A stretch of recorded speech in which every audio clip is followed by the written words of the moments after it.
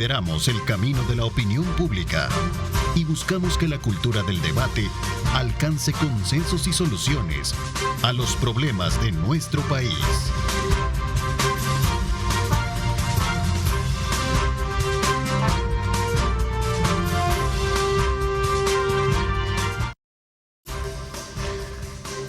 Muy buenos días, El Salvador, ¿cómo están? Qué placer enorme saludarles, gracias por continuar con nosotros en esta mañana de día lunes. Qué placer enorme saludarles, gracias por la continuidad, mantenerse bien informado con todo el ejercicio periodístico que desde muy tempranas horas de la mañana nuestros compañeros, colegas de Telenoticias Megavisión les presentan. Gracias. Vamos en esta hora de programa, desde luego, como siempre, a conocer y tratar temas importantes del país. Este día vamos a hacer una valoración acerca de la importancia que tiene para el país tener un sínodo y un grupo de apoyo de parte de congresistas estadounidenses en intermediación con el gobierno de ese país para poder establecer proyectos y poder establecer mejor la cercanía con nuestro país.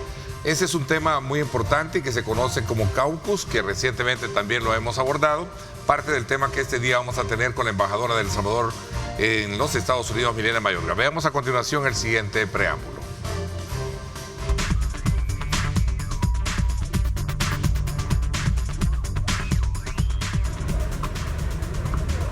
El 7 de marzo del 2023, el Departamento de Estado de los Estados Unidos emitió una alerta de seguridad para sus ciudadanos, recomendando reconsiderar las visitas a El Salvador. La alerta señalaba que el régimen de excepción otorga a las autoridades el poder de arrestar a cualquier persona sospechosa de estar vinculada con actividades de pandillas, suspendiendo sus derechos constitucionales. Sin embargo, el caucus de El Salvador en el Congreso de los Estados Unidos ha solicitado al Departamento de Estado reconsiderar esta alerta y reducir la advertencia de viaje a nivel 1 para El Salvador. En una carta dirigida al secretario de Estado Antony Blinken, el caucus también solicita que el Departamento de Estado proporcione un calendario o detalle los pasos a seguir para revisar el nivel de amenaza en el país. Además, solicitan una reunión en persona con Antony Blinken o un representante designado para discutir estas peticiones. El caucus de El Salvador subraya que el Departamento de Estado clasifica a otras naciones del hemisferio occidental con tasas de homicidios similares o superiores a las de El Salvador como naciones de nivel 1. Debido a que el país se está posicionando como un destino turístico, para el gobierno es de suma importancia que este tipo de alerta se mantenga a la baja. Según cifras oficiales, el turismo es el sector económico de más rápido crecimiento en El Salvador, con cifras récord de visitas recientes al país. Esta solicitud se presentó en el Congreso de los Estados Unidos, marcando un hito, ya que es la primera vez en 161 años que el país cuenta con un grupo que lo representa a nivel legislativo. Estos y otros temas serán discutidos en el programa Diálogo 21, conducido por Ernesto López. Reportó Jonathan Cortés.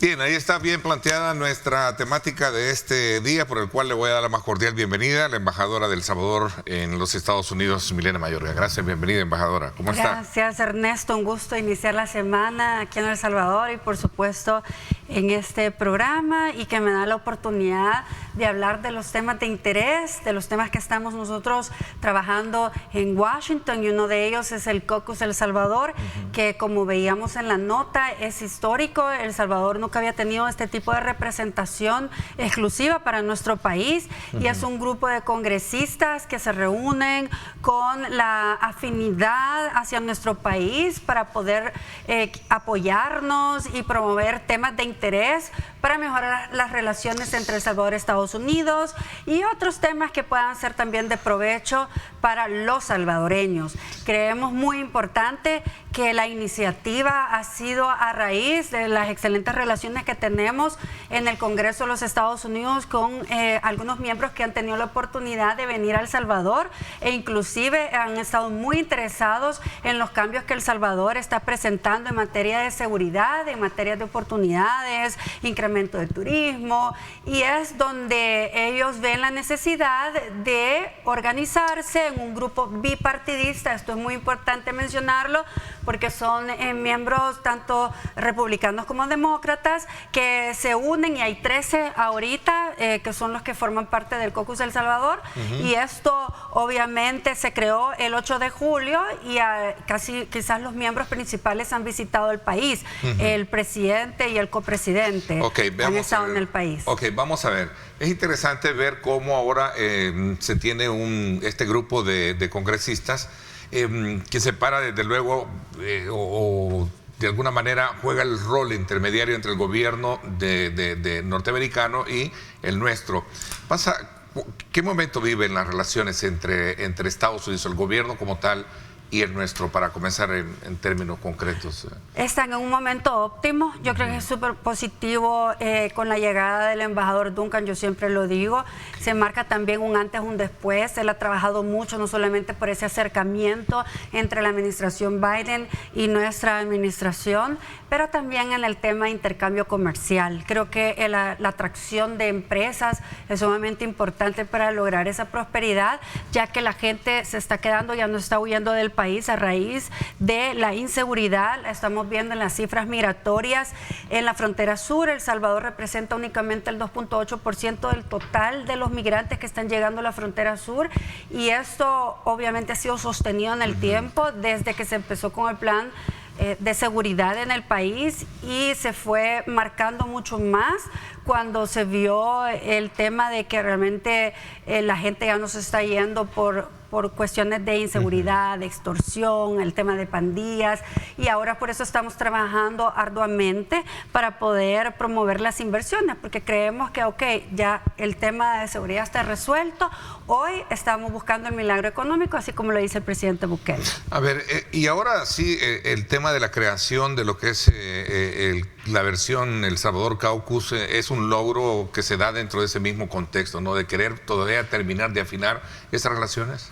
Por supuesto, con el congresista Matt Gaetz, que es el que realmente ha sido prácticamente el promotor de esta iniciativa. Nosotros son 13, ¿verdad? Sí, son 13 hasta el momento. Tuvimos la oportunidad de conocerlo. Ahí estamos viendo las imágenes en pantalla. Matt Gaetz, el que está arriba a la izquierda, él es el que tuvimos la oportunidad de conocerlo alrededor de CIPAC, cuando el presidente Nayib Bukele, allá por febrero, hizo su intervención en este foro en Maryland.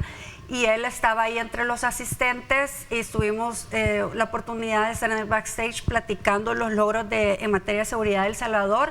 Luego lo visité en el Congreso, en su oficina, y lo invité a que viniera a la toma de protesta.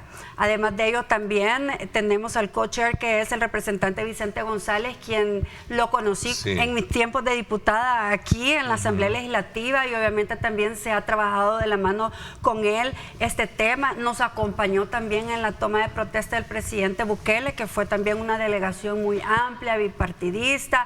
Y creemos que el interés de ellos dos es de resaltarlo, porque son los que están promoviendo este grupo de congresistas en Washington, que son los que nos van a dar a nosotros prácticamente o van a hablar de los temas que nos interesan. Nosotros ya lo hemos abordado, por decirte un ejemplo, con el Departamento de Estado, el tema de la alerta de viaje. Y ellos, su primera acción pública como Caucus El Salvador es emitir una carta al secretario Blinken pidiéndole audiencia y pidiéndoles también que eleven esa categoría a nivel 1. ¿Por qué? Porque las condiciones de seguridad en El Salvador están dadas. Es interesante ese punto, ya vamos a llegar. A ver, toda esta parte de cómo logra digamos, concatenarse esa visión, traza un eje importante, que es el tema de la seguridad, que ha sido bien vista precisamente por los congresistas, ¿no? Bueno, imagínate, estábamos viendo el último reporte que Honduras es uno de los países con grandes índices de inseguridad, y nosotros que somos vecinos hemos logrado darle paz a los ciudadanos, que creo que es uno de los pilares importantes para el desarrollo de cualquier país. Con las condiciones dadas en el tema de seguridad, es más fácil emprender, es más fácil que alguien ponga su negocio, que pueda soñar, como es un derecho de cualquier persona de poderse quizás en su vida, ¿verdad?, salir adelante. Y por eso es que vemos tantos salvadoreños exitosos en Estados Unidos, porque las condiciones no fueron dadas en el pasado, tuvieron que emigrar a causa de una guerra, a causa de la guerra de las pandillas, y ahora vemos que son ciudadanos de éxito que están volviendo, y nosotros ya hablamos de migración inversa. Creo que esto es un fenómeno único que se está dando con El Salvador, no solamente la reducción en temas de migración, sino que esa migración inversa que yo mencioné cuando el presidente Bukele me nombró como embajadora, te estoy diciendo ya casi hace 4 años, y que era esa intención de que el país tuviera las condiciones para que ellos volvieran. Más que argumentos, hechos reales, que son los que se plantean a la hora de ver que el país ha tenido ese cambio importante. Otro hecho que suma es el tema de las relaciones basadas en esta nueva transición electoral que está viviendo el gobierno de los Estados Unidos. ¿Cuál es la expectativa? ¿Han estudiado ustedes qué es lo que puede venir a partir de los resultados, sin pretender en algún momento sacar puntualmente quién puede ganar o no, pero sobre todo por el clima electoral que tiene Estados Unidos? Nosotros hemos demostrado que podemos trabajar con quien esté al frente de la administración. Bueno, ya se trabajó con una administración republicana, actualmente con la administración demócrata. Siempre hay que adaptarse a quizás la línea que ellos traen y su ideología, pero creemos que lo importante son esas relaciones históricas con Estados Unidos, y donde nosotros hemos avanzado también es en las relaciones con el pueblo de los Estados Unidos, no solamente con el trabajo que hacemos, con ese acercamiento hacia, digamos, las diferentes comunidades, a través de nuestros consulados, a través del trabajo diplomático, el trabajo que yo hago en las escuelas, en las diferentes comunidades, pero también en el interés que hay de los ciudadanos estadounidenses en venir a El Salvador. Si tú ves el incremento del turismo, digamos, internacional, el 45% viene de Estados Unidos. Y no solamente te estoy hablando que son nuestros salvadoreños americanos, sino que son de otras nacionalidades que vienen a El Salvador a explorar no solamente temas turísticos, también temas de negocio. Ahorita, por ejemplo, hay una pareja de asiáticos que residen en Maryland, que están en el país también viendo cómo pueden explorar, hacer negocios, pero han venido de turismo, han estado en La Libertad, en la Costa del Sol, en Chalatenango, en varios lugares. Y creemos que ese interés, porque lo que dicen allá, El Salvador está de moda. Esa es la frase. A ver, así ligeramente, independientemente de quién puede triunfar, la visión del Salvador es diferente a como ambos candidatos, ahora ya Kamala Harris, que es ya la oficialmente por el Partido Demócrata, y el señor Donald Trump, obviamente por los republicanos, de que El Salvador sí definitivamente ha tenido un cambio, ¿no? Creo que esto ellos no lo pueden negar. Yo creo que ambos candidatos no pueden negar los cambios que ha sufrido El Salvador para bien, y que esto es lo que está generando ahora también las condiciones para que la gente se quede, para que el turismo venga, para que crezcamos también en tema de la economía, y es ahí donde ellos, su visión hacia nosotros como un socio estratégico, porque El Salvador siempre ha sido socio estratégico. Hemos estado con ellos, imagínate, en más de 10 rotaciones en Irak, hemos estado apoyándoles en el tema del combate al narcotráfico, hemos estado apoyándolos en sus... cada administración ha tenido políticas diferentes migratorias. El Salvador siempre los ha acompañado como ese socio, como te digo yo, estratégico. ¿Le fueron aclaradas las palabras, o mejor dicho, el planteamiento que hacía el señor Donald Trump con respecto al tema de que si El Salvador le exportaba a delincuentes? ¿Se le aclaró ese punto que salió en plena campaña? Sí, nosotros hemos tenido diferentes acercamientos y creemos que realmente no tiene todo el panorama, y algunos de los comentarios fueron dados para su campaña política. hablándole a sus bases. Sin embargo, nosotros estamos a la expectativa de ver cómo se desenvuelve, y ahorita las condiciones cambiaron con un diferente candidato por parte de los demócratas, y creo que ya no tiene la ventaja que tenía en el momento que dio esas declaraciones, y ahora están realmente en un empate, y cualquiera de los dos candidatos podría ganar. Ok, interesante. Vamos a una pausa, 7:17. Regresamos con más. El tema de la promoción de inversiones, pero yo quisiera más enfocarme, embajadora, cuando regresemos, para hablar de los salvadoreños, cómo se perfilan, sobre todo para venir a hacer inversiones en El Salvador. ¿Qué facilidades se les están dando? Vamos a hablar de eso cuando regresemos. 7:17. Gracias por estar con nosotros.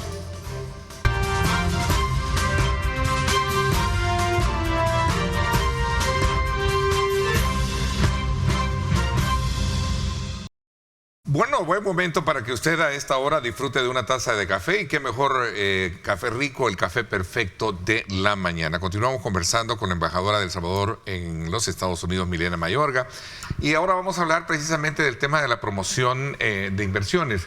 Recientemente, como parte de la tercera etapa para el rescate de la economía en el país, se dio a conocer una inversión muy importante en el oriente del país y también en el occidente, que tiene que ver con la parte logística, portuaria, y bajo la figura de la Sociedad de Economía Mixta. Alguien decía por ahí, bueno, pero este tipo de inversiones favorece cuando realmente se les entrega la mayor parte de la administración a extranjeros, y qué valores agregados deja todo esto. Cuénteme un poquito. Recordemos que el puerto de la Unión ha estado paralizado de parte de esta acción estratégica.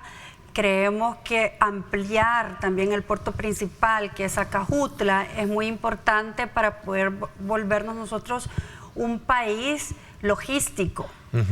Si nosotros queremos atraer inversiones, y además de ello tenemos muy buena conectividad hacia el norte, hacia el sur, el tema de los puertos creo que es clave, y además la modernización de ellos.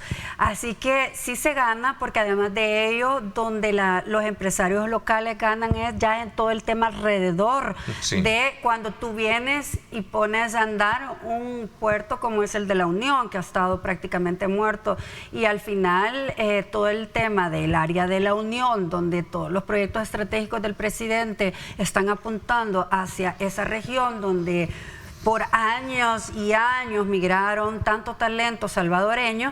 Creemos que es muy importante, porque además de ello también hay bastantes proyectos turísticos que están siendo elaborados por los mismos salvadoreños, como yo te mencionaba, con la migración inversa, pero también con empresarios locales. Sabemos que hay torres de apartamentos que se están construyendo en todo lo que es la costa de la Unión, que van a servir para la misma logística de las personas que vengan a trabajar en el aeropuerto, en el puerto, y que todo eso se va a hacer muy dinámico en esa zona. Y hay muchos proyectos muy bonitos de hoteles, incluso de resorts. El día de hoy tenemos una importante reunión con la ministra de Turismo, Morena, ella nos va a atender y nos va a presentar un panorama, y se va a firmar un MOU con unos empresarios que están viniendo de Estados Unidos a El Salvador para desarrollar conceptos de hotel resort, pero de muy alta gama. Interesante. Ahí está, por cierto, ahí está la pregunta que hacía el televidente con relación a esta figura con la cual se está promoviendo mucho el tema de las inversiones. Decía, buenos días, Ernesto, saludos a la embajadora. ¿De qué sirve todo el esfuerzo si vienen a crear sociedades de economía mixta, dice, en este caso, no? Bueno, yo creo que las economías mixtas, igualmente en Estados Unidos, los famosos PPP, que son Private and Public Partnerships, son importantes cuando el país necesita de toda la experiencia que tienen estas empresas a nivel internacional, en este caso Turquía. Nosotros estuvimos trabajando con presentarles el proyecto a diferentes países, y quizás el más competitivo fue con Turquía. Creo que de esto hay mucho más, porque hay bastantes otras empresas que vienen a querer trabajar esta figura donde el Estado pone el terreno y ellos ponen todo lo que es la infraestructura, la inversión, y ahí es donde yo creo que hay que verlo a largo plazo. Es decir, qué importante es que el puerto de la Unión, por ejemplo, se active, porque ese ha sido para mí, una de las obras de gobiernos pasados que no se le ha sacado al máximo provecho. Embajadora, ¿qué facilidades hay para un salvadoreño que ha logrado ir a construir ese sueño americano y que piensa desde luego retribuirle a El Salvador lo que en su momento pues ha logrado capitalizar? Sí, ¿y de qué forma? Porque clave. Muchos estarán preguntando en este momento, bueno, ¿qué facilidades me presta a mí? Ya no hay, gracias a Dios, está bastante controlado el tema de la seguridad. Pero ahora vamos a qué facilidades, qué incentivos, bueno, porque así como estas empresas grandes, Gilport y todas estas tienen estos grandes beneficios, ahora ¿qué tipo de beneficios tiene el salvadoreño que puede venir a invertir acá? Claro, número uno, yo creo que lo que es importante es las expectativas que tienen los salvadoreños de venir a emprender. Ya tenemos nosotros muy buena... es decir, reacción de parte de ellos. Casi vamos a llegar ya a 1.000 millones en temas de inversión solamente de la diáspora. Esto quiere decir que ellos sí están apostando por el país en diferentes rubros, desde hospitales, centros comerciales, casas, hoteles. Es decir, yo te digo, el sueño que ellos tenían de regresar a su patria, al fin se hizo realidad. Entonces estamos viendo esa motivación de volver con sus negocios, pero también a retirarse. Creo que esto es importante y todavía vamos a trabajar muchísimo más en poder darles más beneficios en temas de salud, entre otros. Pero en el tema de inversión, creo que esto es clave. Ellos han sido los que no han parado de traer sus inversiones. Nosotros además no podemos hacer una ley específica para que ellos vengan a invertir, porque ya nosotros tenemos bastantes incentivos en el área de turismo, tenemos incentivos en el área de tecnología y además tenemos incentivos sí especiales para ellos, para su homenaje de casas, que esto concluye, es un decreto transitorio, concluye en el mes de noviembre, donde tienen la ventaja de hacer su homenaje y no pagar impuestos, hasta por $70,000. Y si se pasan de $70,000, solo pagarían IVA. Esto es una ventaja que todavía la pueden tomar. Y los vehículos... Es una ley, la ley del homenaje que se aprobó en la Asamblea. Sí, es un decreto transitorio. Decreto transitorio. Entonces, expira en noviembre, pero todavía le pueden sacar bastante ventaja. No solamente porque dicen, solo para los de Estados Unidos, no, es para cualquier salvadoreño en el mundo. En el mundo. Y que pueden traer 2 vehículos, no importa el valor del vehículo, eso sí tiene que ser de determinados años, no puede ser demasiado viejo y tener 6 meses por lo menos en su propiedad. Es decir, no puedes comprarte un vehículo para traerlo a El Salvador. Entonces, todo quizás detalles de este decreto transitorio, si lo quieren revisar, tiene... Yo he subido bastante información en mi canal de YouTube, he hecho bastantes entrevistas al director, creo que es muy importante, de aduanas, donde él nos da detalles, y también aduanas ha subido bastante material. Estos son parte de los incentivos para los salvadoreños en el exterior, pero para los salvadoreños que quieran invertir en su patria, nosotros tenemos todo el landscape y todas las leyes y todo lo que se ha formado para cualquier inversionista.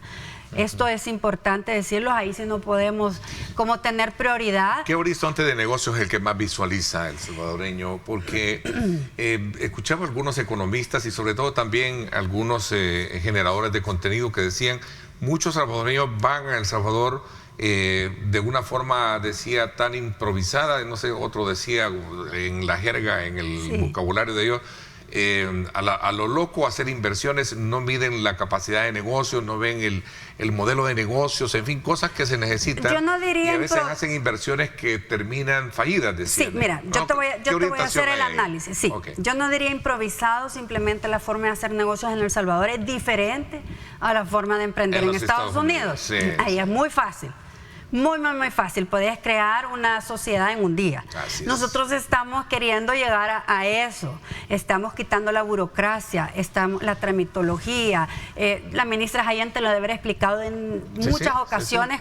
Todos los avances. De hecho, el CNR tiene ahorita una campaña promoviendo la ventanilla única. Crea tu empresa para formalizar la empresa rápido, inmediatamente. Y hablando del CNR, también hemos platicado mucho con Camilo de las ventajas que también se están dando para que no sean estafados los salvadoreños en Estados Unidos por medio de plataformas que ellos ponen a la disposición, porque el problema sí son las estafas. El problema es que vienen los salvadoreños a querer invertir y los estafan desde sus familiares, los estafan a veces pseudos profesionales, he visto estafas de pseudos contadores y cuando van ellos a hacer toda la tramitología no son contadores reales. Es decir, sí se da el tema de estafas, pero para eso también está la Defensoría del Consumidor. Se ha trabajado a través del Viceministerio de Diáspora, de poder tener incluso en los consulados para poder denunciar a la Defensoría del Consumidor todas estas irregularidades. Pero te voy a decir una cosa, el interés está, las ganas de hacerlo. Además tienen el conocimiento, tienen experiencia en Estados Unidos y tienen sus ahorros, es decir, tienen la forma para poder emprender. Nosotros los hemos guiado a través de la embajada, a través también ahora de Invest, se les quiere también proporcionar todo el acompañamiento, porque al final creo que tienen que saber que aquí se tienen que sacar diferentes permisos, no emprender, botar, digamos, árboles y después querer venir a sacar los permisos. Es decir, también tienen que entender que hay ciertos trámites que deben de cumplir, ¿verdad? Por ley, y son leyes que existen. Claro, definitivamente. Así brevemente, porque el tiempo se nos terminó.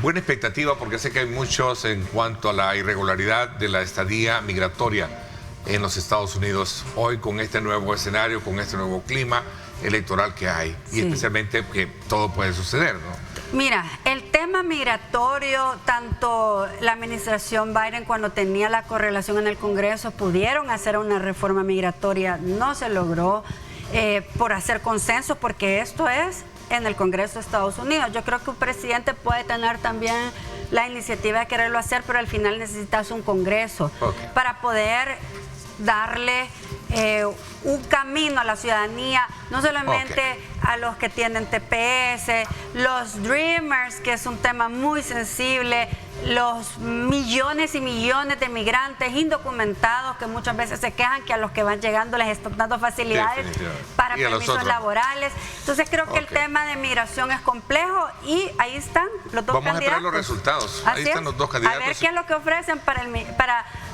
la población migrante y especialmente los salvadoreños. Así es. El tiempo se nos fue. Ministra, gracias. Me alegra mucho que esté muy bien, para honra y gloria de Dios. Así ¿verdad? es. Superando no estoy al 100, pero ya estoy casi al 95% en mis chequeos post mi tratamiento de cáncer. Y lo más importante, que siempre con la fe en alto de que voy a venir y les voy a enseñar ya la remisión de mi cáncer. Amén. En eso Así estoy será. creyendo. Para honra y gloria de Dios, embajadora. Así es. Gracias. Gracias por su visita. 7:31, pausa y regresamos con más.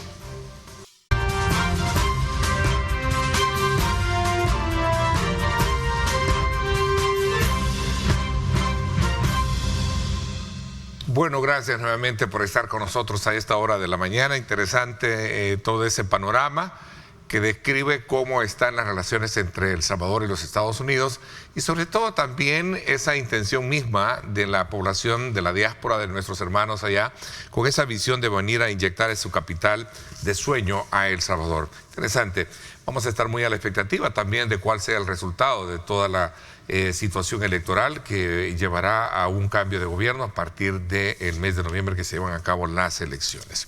Bueno, en nuestro segundo tema de hoy, quiero darle la más cordial bienvenida al doctor Ricardo Navarro, presidente del CESTA, con quien vamos a hacer una evaluación acerca de esta situación que se generó recientemente en el tema de la tarifa del agua, y sobre todo bajo un esquema de entender mejor qué es lo mejor o lo más viable para poder sacarle el mejor provecho al tema tarifario y al valor mismo que tiene el Vitalíquido. Claro. ¿No? Doctor, bienvenido, gracias por acompañarnos. No, gracias a usted por invitarme, Neto. Siempre un gusto estar acá. Gracias también. Doctor, ¿cómo vio esta situación? ¿Qué pasó con el tema? Cuénteme, a la hora, un hombre que siempre ha estado apuntalando, ¿no? Sí.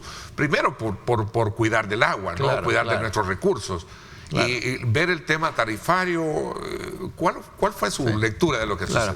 Es que mire, ahí hay dos perspectivas, ¿verdad? Primero, la de la gente, que de pronto le suban de 2.20 y algo a 7 y algo, mucha gente que no, ¿me entiende? Que vive, como decimos, a 3 menos cuartillo.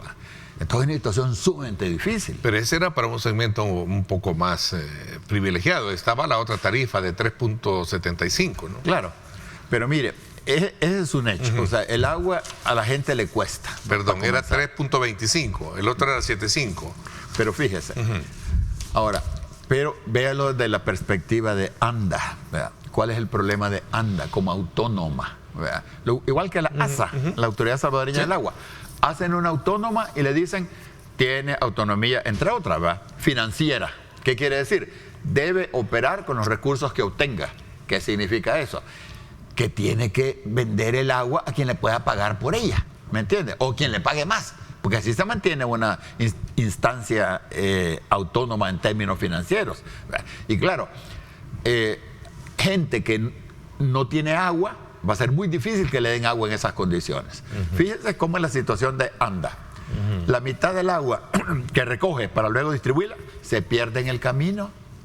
Ahí deberían haber inversiones. O sea, en vez de estar tratando de hacer un nuevo estadio, que ya tenemos 2, se le podría haber pedido que mejor ayudara el gobierno chino a resolver la problemática del agua. Bueno, lo está haciendo, si lo queremos ver un poco así, en sus palabras, con el tema de la planta potabilizadora de Ilopango, entiendo. Sí, pero mire, aquí llueve cada año.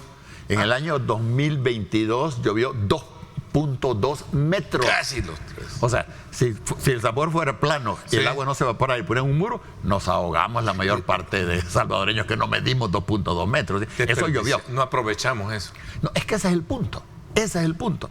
Toda la destrucción que se ha generado y se continúa generando hace que las zonas recolectoras de agua y lluvia no cumplan su función. Mire, comencemos con el pensamiento que hubo detrás de la ASA. Cuando usted va a ver una autoridad del agua, ¿qué es lo más importante para una ley del agua? Lo más importante, garantizar que haya agua. Pues sí, porque si no hay agua, ¿para qué va a haber ley? ¿No es cierto? Entonces, ¿qué debería haberse hecho? Nosotros le dijimos a la Asamblea Legislativa, cuando nos invitaron a opinar, que debería mejor ser un viceministerio del agua, que dependiera del Ministerio del Ambiente, y debería tener un departamento cuyo único objetivo debería ser garantizar que en El Salvador tenemos el agua que necesitamos. Eso debería ser el primer objetivo. Garantizar que hay disponibilidad de agua. ¿Qué quiere decir? Hay que ver dónde están los mantos acuíferos. Los datos se tienen, los tiene el Ministerio del Ambiente. Las zonas recolectoras de agua y lluvia, protegerlas, las que han sido destruidas, hay que arborizarlas, ¿verdad? Rehabilitarlas, que el agua no se esté contaminando. Todas esas cosas. Garantizar que haya agua en calidad potable. Eso debería haber sido el primer objetivo. Eso no lo contempla la ley, para comenzar. 2, segundo objetivo. Garantizar, yo lo hubiera puesto mejor como otro departamento, garantizar que todas las personas tienen agua. Ahí había que ver, allá en la colonia Sacamil, en el último piso, o allá por Morazán, en alguna parte, ¿verdad? Necesitan agua, hay que ver cómo se les da y a qué precio se les da, ¿verdad? Eso debía ser como los 2 grandes objetivos. Poner lo ambiental primero, lo social después y lo económico después. Y podemos hablar de tarifas, ¿verdad? Sí, espere que cuando yo hago, digamos, el énfasis del tema de cómo usted vio esa situación, es porque a veces lo hemos hablado con usted. Bueno, lo que tenemos en el país son tarifas muy bajas para el valor que tiene. Y por eso es que a veces también por nuestro mismo modelo, llámese educación o irresponsabilidad, es que no valoramos el agua. No, por supuesto. Tenemos tarifas muy bajas y tenemos gente muy pobre. Es que son las 2 cosas que hay que entender. Es que hay como que hay un entramado. Exactamente. Mire, y podríamos, como le decía, primero lo ambiental, garantizar que haya agua. Fue por gusto esa discusión y todo ese problema que llevó a la destitución. ¿Cómo vio la destitución del presidente de ANDA usted? Es que la verdad es que muchas cosas no se saben. ¿Verdad? Unos dicen que porque le quiso subir el precio fue que lo destituyeron. Habrá sido por eso. Uno no sabe, la verdad, como no hay transparencia. Pero a su juicio, de buen ecologista, ambientalista. Mire, yo sí creo que ANDA necesita más fondos que los que recibe. Eso es cierto. Ahora, hay que ver cómo. Es que ese es el punto. Porque yo, por ejemplo, si usted quiere agua en su casa, los primeros metros cúbicos se pueden dar a un precio más bajo. Si usted utiliza más, ya podría comenzar a subir el precio. Si usted quiere el agua para producir alimentos, ¿verdad? En pequeña escala, en forma agroecológica, sin contaminar, precio bajo. Si usted quiere el agua para mantener campos de golf, necesita precios más altos. Ya es cuestión de ver, depende y eso de la no se industria. tiene, ese tarifario, o sí se tiene, pero no se cumple. Mire, o está yo creo distorsionado. que algunas intenciones hay, pero es que el asunto es que acá se hacen leyes y todo el mundo viola las leyes. Desde el de arriba hasta el de abajo. Entonces, así como, pues. Entonces, mire, con esto del agua, yo creo que lo primero, pensando en el mediano y largo plazo, sería garantizar que el ecosistema puede suministrar el agua que necesita. Lo primero, en la calidad adecuada. Segundo, que el agua le llegue a la gente. Tercero, veamos lo económico. Ese debería ser el criterio, pero no es el criterio. Acá, ¿qué es lo que prevalece? Lo económico. Están destruyendo zonas de recolección de agua y lluvia en todo el territorio, neto. Y así como vamos a sobrevivir, pues. Aquí se contamina el agua. Mire, el Acelhuate, más que un río, ya es una cloaca. Y así como vamos a sobrevivir. Aquí debería exigírsele a todas las empresas que antes de vertir sus desechos, ya sea al agua, al aire, deben de limpiarlos. Pero no. Aquí cualquiera tira cualquier cosa en cualquier, ya sea aire, agua o tierra. Todas esas cosas tienen que legislarse, neto. Y es lo que no se hace. O por lo menos hay leyes, porque hay una ley que dice que es prohibido contaminar el agua. ¿Había estado usted observando el rol, el liderazgo del papel del presidente de ANDA, que fue, no sé si destituido o sustituido, que son dos cosas diferentes? Es que mire, lo que pasó fue se hizo el ASA. Sí, después viene antes vino el tema de la ASA. El presidente de la ASA, Raúl Castaneda, pasa ahora como presidente de ANDA. Pero yo estuve leyendo la ley de ASA y no se menciona nada de ANDA. Sí, allá al final. Es que son dos.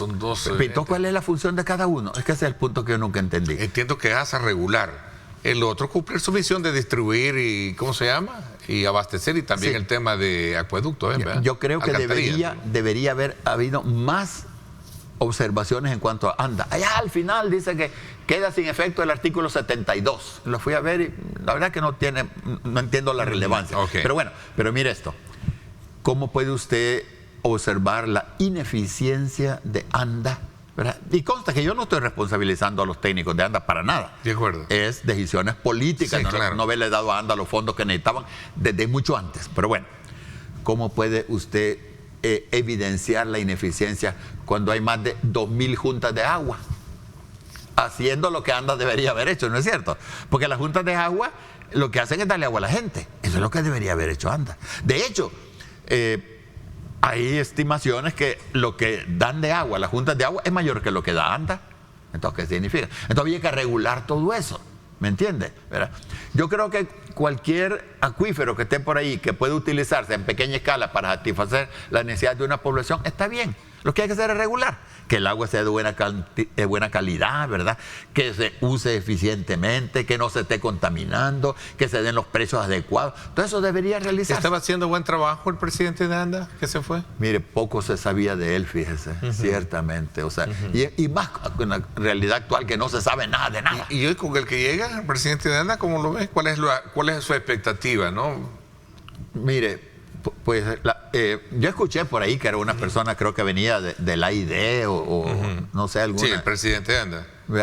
Parecía, algo. Sí, el presidente Rubén Alemán venía de trabajar con un organismo financiero internacional. Entonces yo me imaginaría qué capacidad tiene, ¿verdad? Pero a mí lo que me preocupa son las decisiones políticas. Ahí está el tema, ahí está el problema. Decisiones políticas. Claro. Podrá ser muy bueno, muy técnico, muy científico, pero si las decisiones políticas son malas. Es que mire, las decisiones políticas llevan este orden.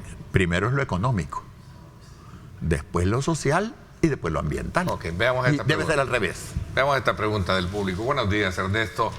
¿Es necesario tener dos autónomas y agua o deberían de unificarse? Yo creo que debería ser una sola instancia y ni siquiera ser autónoma, ser una dependencia del Ministerio del Ambiente en forma de un viceministerio de agua. En vez de hacer otro ministerio más, ¿verdad? Sí. Que pase a formar parte del... Por lo menos en los años que vienen. Es probable que en 10, 20 años la cosa pudiera modificarse. ¿Verdad? Si todo el mundo tiene suficiencia económica para poder pagar, podría hacerse autónoma, no habría problema. Pero ahora, si se hace autónoma, no va a poder satisfacer las necesidades de la gente con menos recursos. Ese es el punto. Ahora, pero ¿quién entonces estaría cumpliendo los objetivos que cada una tiene como institución? O sea, ANDA tiene su propia naturaleza de funcionamiento, Dar lo mismo agua. la ASA. Dar agua. Dar agua, llevar el agua y ver el tema de alcantarillas, creo que también, ¿verdad? Claro, Sí. claro, agua, Y alcantarillado. en el caso, alcantarillado, perdón. Y en el caso muy en particular de ASA, es un ente regulatorio, es el que está viendo y velando porque no se dañen ríos, se contaminen ríos, etcétera, etcétera, ¿no? Pero es que eso es lo que falta. Mire, nosotros, como vemos la situación, debería haber un organismo que se encargue primero de lo ambiental, de que haya agua, de que funcione el ecosistema en forma adecuada. Lo primero. Y después todo lo que es la distribución. Entonces, y después todo lo que es el precio. Al revés, fíjate que es al revés. Ellos plantean primero lo económico, después lo social, después lo ambiental. Nosotros decimos primero lo ambiental, después lo social, después lo económico. me encanta la conclusión a la hora del tema que hemos abordado, cuando usted dice lo preocupante son las decisiones políticas. Eso es. Eso es. Mire. Ahí hay otra pregunta, la vamos a leer Sí. para darle. Buenos días, Ernesto. ¿Y la contaminación del agua en áreas Industriales. o urbanas, cómo se puede controlar multando a las empresas o ya no haciendo más residenciales? Es que ahí debería haber, cuando le digo, un departamento encargado de que haya agua de buena calidad, alguien debería estar investigando eso. Así como usted investiga si usted paga sus impuestos, hay alguien que está investigando si paga o no paga. Alguien debería investigar en cada empresa cuánto agua utilizan, qué procesamiento le dan, cómo son sus desechos. Eso debería existir. Pero ¿de qué depende eso, Neto? De que tenga fondos el Ministerio del Ambiente. Y en este caso supongamos que fuera un viceministerio del agua, que no es la realidad. Al Ministerio del Ambiente lo han tenido ahí como chiquito, ¿va? O sea, lo que ve este gobierno, y desde gobiernos anteriores, lo económico es lo que prevalece. Ahí está el problema. Ok, voy a hacer una pausa y regresamos con más. Gracias por estar con nosotros. De hecho, vamos a aprovechar a hablar sobre este tema de las sanciones, con el tema de la contaminación, ¿no? Ya parece que se están sentando, diría yo, algunos Sí. precedentes. Claro. ¿Cuál es la valoración que tiene con relación a ese tema? Vamos a la pausa y volvemos con más.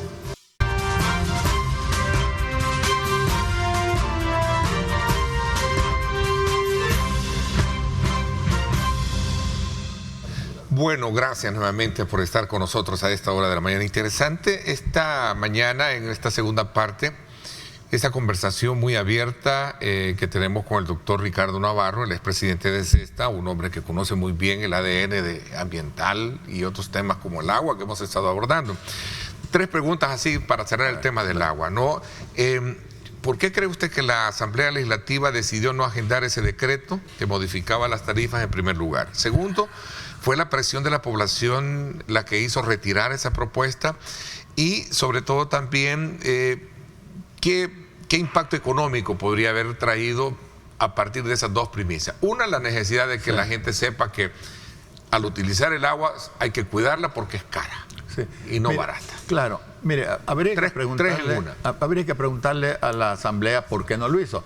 A mí me da la impresión que fue por temor, ¿verdad? Cualquier cosa que usted le suba costo a algo genera reacción de la población, pero con justa razón. O sea, la población, hay gente que antes comía 3 veces al día y come 2 veces al día. O sea, la situación social, económica, sumamente difícil en este país y va empeorándose. Ese es el problema, porque vaya, si ya se quedara estancada, pues verá, pero no, cada día peor. Yo creo que esa es la razón por la cual la Asamblea no lo hizo. Y hay otra cosa que usted mencionó en la primera parte, Neto, el asunto de las sanciones, fíjese. Hay legislación sobre eso, pero a veces pareciera que sancionan solo cuando ustedes, los periodistas, dan a conocer un problema. ¿Se acuerdan el Piro? Cuando venía el agua, yo no sé si era agua, pero rojo se miraba aquello, no parecía agua. Bueno, parecía... las recientes que hicimos del oriente, del occidente del país, ¿verdad? Correcto. Mire, ahí reaccionan, pero el agua la están contaminando a cada rato una gran cantidad de empresas que no se ve. Y claro, yo sé que pueden decir, o bien el ministerio, o bien los jueces, que no tienen suficiente gente, y eso debe ser. Pero de nuevo, la decisión política es no darle el financiamiento necesario a todas estas instancias que deben proteger y monitorear el agua. Pero y en el caso, ahí está otra pregunta que vamos a sumarla, porque lo importante es la interacción con el público, nos interesa. conocer la opinión de ustedes frente a estos temas que son de mucha y vital importancia. Dice, buenos días, un saludo para ambos. Dice, quería preguntarle al invitado cómo el gobierno puede instaurar política y procesos para que alguna empresa quiera comenzar a construir o instalarse en el país, no genere la destrucción de los distintos ecosistemas del país. Es decir, te doy permiso, sí, ven, pero también no me vayas a... Claro, deben haber normas. Pero aquí yo recuerdo, no recuerdo si era Antiguo o Nuevo Cuscatlán, había una norma donde no se podía construir y de pronto dijeron, cambió la ley. Bueno, ahora se puede construir un poco. Acuérdese usted con el volcán, ¿verdad? Que había una cota máxima y esa cota cada vez que llegaba un nuevos funcionarios de la Asamblea Legislativa, esa cota iba subiendo. Sí. O sea, yo creo que hay que poner límites, pues. Hay que poner límites. O sea, es que mire, destruir el ecosistema es estar destruyendo lo que nos da la vida, neto. Nos da oxígeno, nos da agua y los estamos destruyendo. Entonces, vaya, zonas que han sido destruidas, ahí podía instalarse nuevas empresas. Zonas donde la tierra es muy fértil, ahí no.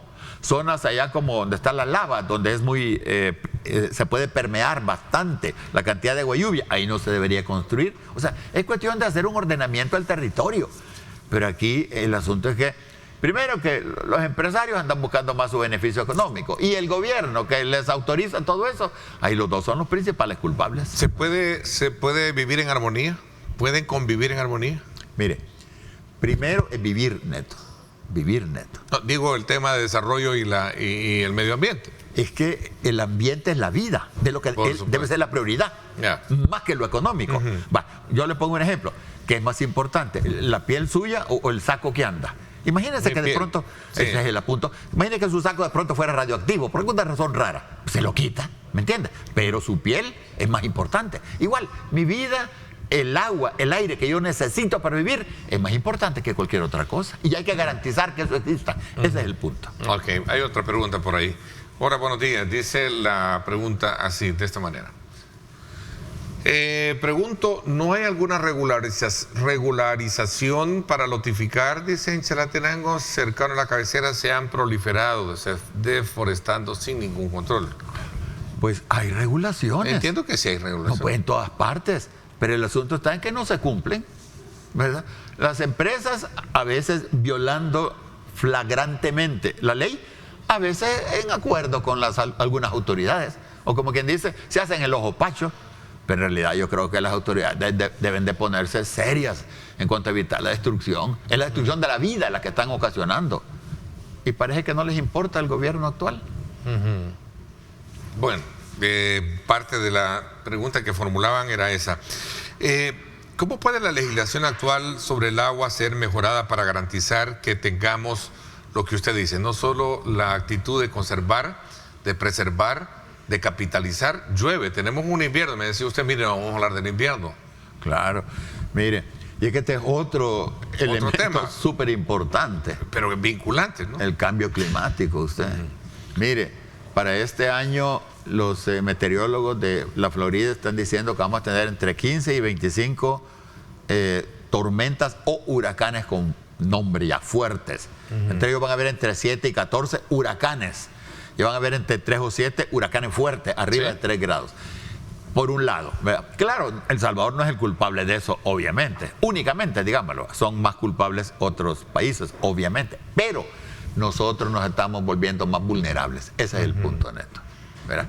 Al estar destruyendo todas las zonas, todos los pequeños bosques o reductos arbóreos que hay por ahí, el agua no puede penetrar a los mantos acuíferos en la cantidad que debería, genera inundaciones en las partes bajas. Mire, cada lluvia que hay, se ha dado cuenta, hay problemas, hay desastres en cada lugar. Y además con el cambio climático ha cambiado digamos, la perspectiva. Antes llovía así, ahora se ha dado cuenta usted que llueve en espacios más reducidos y con más fuerza. Y además, como está incrementándose la temperatura de la atmósfera, nosotros sabemos por termodinámica pues que eso le da más capacidad para absorber humedad. Entonces, ¿qué quiere decir? Que cada año llueve más en promedio.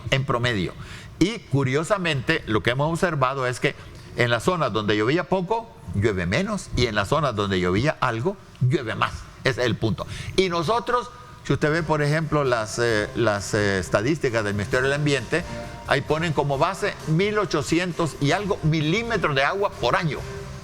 Y yo recuerdo de que era estudiante hace medio siglo, ese era el número que nosotros citábamos, 1.800 milímetros de agua al año de lluvia. Y hay años que ha llovido, como le decía, 2022, que llegó a 2.200. O sea, tenemos agua bastante. ¿Qué recomienda? ¿Crear reservorios? ¿Se puede? ¿Puedo yo en mi terrenito, un lote, lo que tenga, mi solar, puedo? Mire, lo primero sería, en términos muy generales, rehabilitar el territorio, rehabilitarlo. Hemos deforestado, o sea, usted ve el cerro, está pelón en varios lugares, pues, sí. Rehabilitar el territorio, ¿me entiende? Eso significaría tener mucha más capacidad para poder absorber el agua, ¿verdad? Eso sería lo primero. Y después vamos viendo, ¿verdad? Okay. Puede ser que en una zona hay que hacer una cosa, se puede hacer un reservorio en una parte, en otro. Y hay muchas medidas. Por ejemplo, todos los nuevos edificios, digamos, de públicos, se podría pedir que tengan zonas para recolectar el agua y lluvia, sí. ¿Verdad? Algunos, y utilizarla para muchas cosas. Okay. Y así puede ser en nuevas urbanizaciones y todo. Muy se va viendo. Muy apasionante, digo, en términos muy interesantes la temática como tal. El tiempo se nos fue. Gracias por habernos acompañado. No, doctor. Gracias a usted, Neto. Y gracias por discutir estos temas, ¿verdad? Claro, por supuesto. Era necesario conocer su punto de vista con relación al tema de la calidad de agua en el país, el impacto de este tema de las tarifas y otros que tienen que ver con la conservación. Gracias. Aprovecho invitarlos a que no se pierdan esta noche el programa de Julio Valdivieso.